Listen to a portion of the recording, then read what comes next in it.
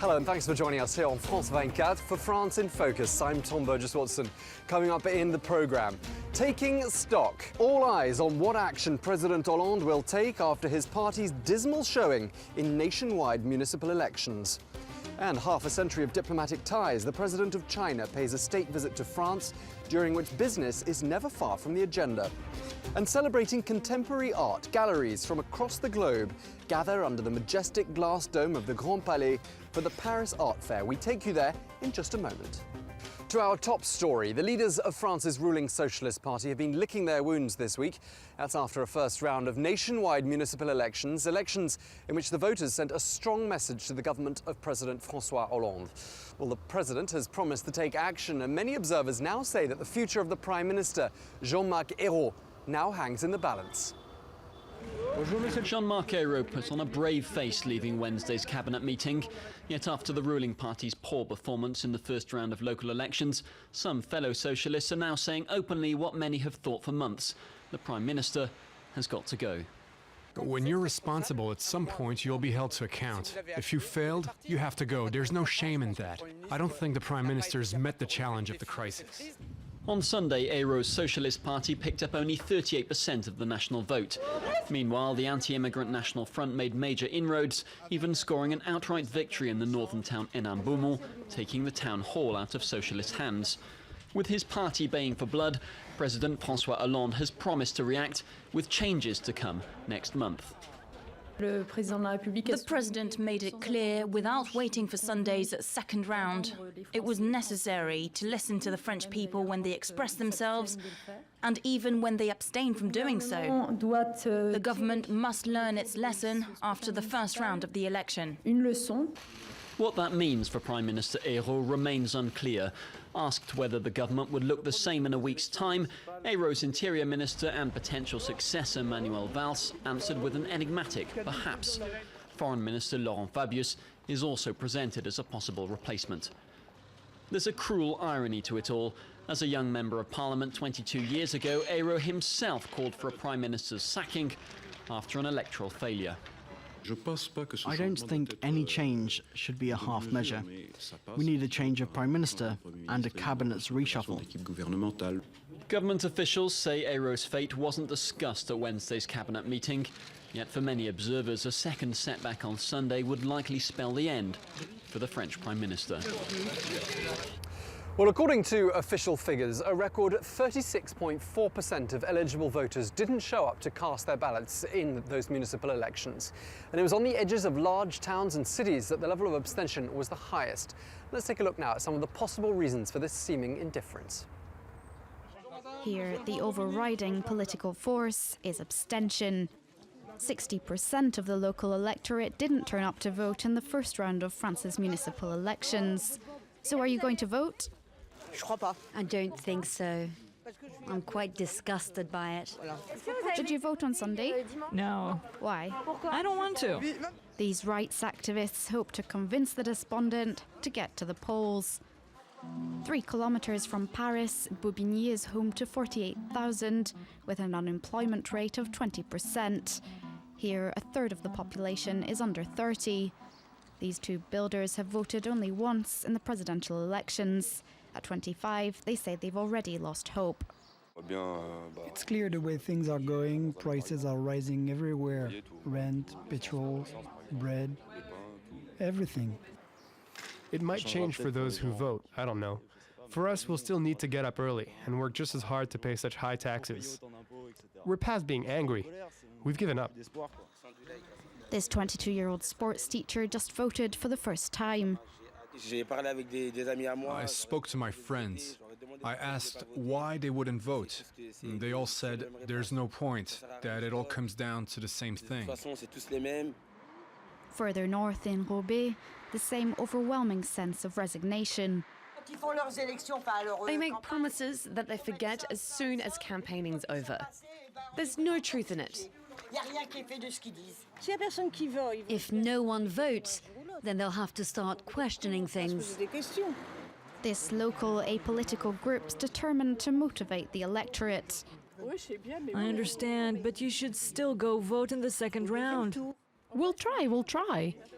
With local abstention at 61% here, they have their work cut out. The president of China, Xi Jinping, has been paying a state visit to France this week, providing both countries with an opportunity to reflect on the half-century that's passed since President Charles de Gaulle established full diplomatic ties with what is now the world's #2 economy. Well, as well as politics, pomp and ceremony, there was plenty of business to be done. And for French exporters, the sheer size of the Chinese market makes it absolutely irresistible. There's little room for error when it comes to exporting to China, and this chairman personally checks all orders before they're shipped. Environnement produced air quality monitors used to help authorities measure and prevent smog. A perfect fit, in theory, for one of the most polluted countries in the world. There are 700-800 cities where there are more than 1 million inhabitants, so that's roughly 30,000 monitors. We need to make sure this continues, and eventually these monitors are introduced everywhere. But selling to China poses several challenges for Western businesses. Society and cultural traits are vastly different, and companies often have trouble finding their feet. When Godin initially set up shop, he sent a team of French employees to Beijing. After they failed to make much headway, he switched to an all-Chinese team, and that's when things started to take off. First of all, you need to be able to speak perfect Chinese. Even our French engineers who were living in Beijing didn't speak Chinese well enough to completely grasp all the nuances of the language. The Chinese never say yes or no. You have to read between the lines, and for that, you really need to understand the language. Today, the company's Chinese sales bring in some €3 million a year, 15% of its total activity. It's a success story the French government hopes other businesses will emulate, not least because of a whopping €25 billion trade deficit between the two countries. That shortfall is just one of the many reasons why France is doing its best to wine, dine and woo President Xi Jinping. 2014 is expected to be a promising year for Chinese investments abroad, and France wants its share of the pie.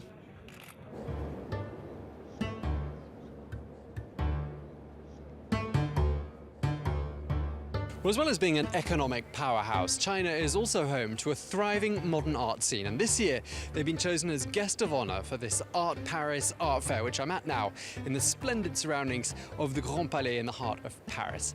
Let's have a little look around and see what's on display.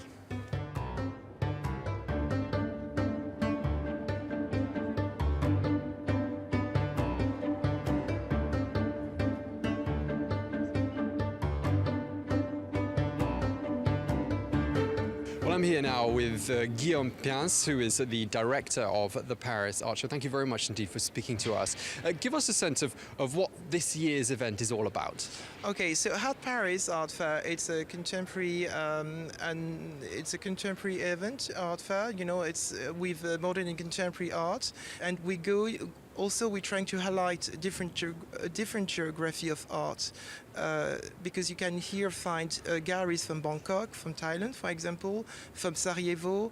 So we are not going west; we're really going east, and I think this is a very special touch here, because in Paris it's very rare to see Russian galleries or Chinese galleries, and so it brings something different.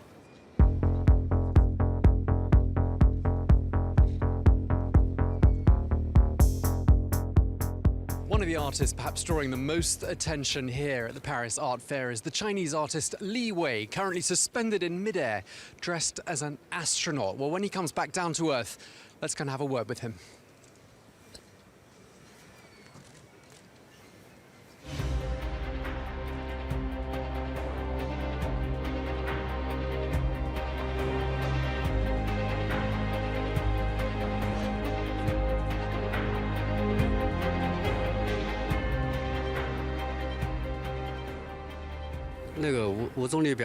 In my performances, I use a harness and cables to suspend myself, so I look like I'm weightless in the air.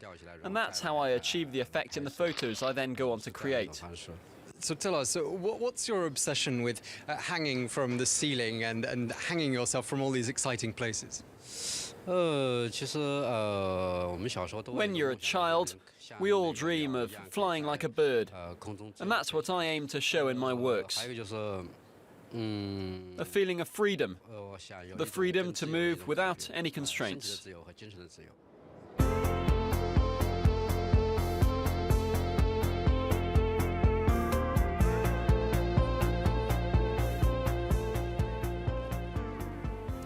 And this is where we leave you at the Grand Palais in the heart of Paris for this week's edition of France in Focus. Thanks for watching and do stay tuned to France 24.